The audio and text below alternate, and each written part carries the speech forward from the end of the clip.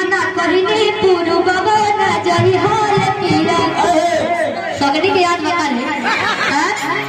कि हाथ कबरो के कुछ ना कोई हाल किया कि बोले मुके बिगड़ लस बोलो ले लिया रे बोलो ले लिया कि चित बदले क्रिया के मजा हर लस रे कमली लिया कि मना करिनी पूरु गगन जई हाल पीरा से कबरो के कुछ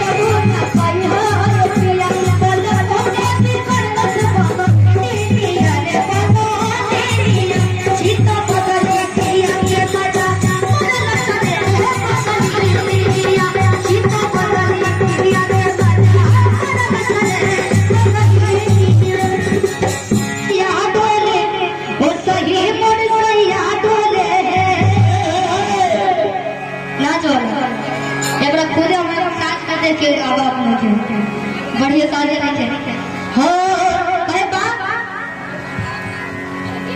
कि चित बदली क्रिया के एगो गाना बनाइल है कि जब जब जाइले बजरिया रे कि हमारे पर रखे नजरिया रे कि देखी देखी नारी कबूतर रोज मारता कि एगो अंडा बेचे वाला कि एगो अंडा हसल ना अब सुना तो सुना कि एगो अंडा बेचे वाला पर पोज मारता बहुत सारा गाना बड़ी सर कि बाकी एक मेरी गंगा ना होई ना गाए तैयार बड़े लोग नाचे खाते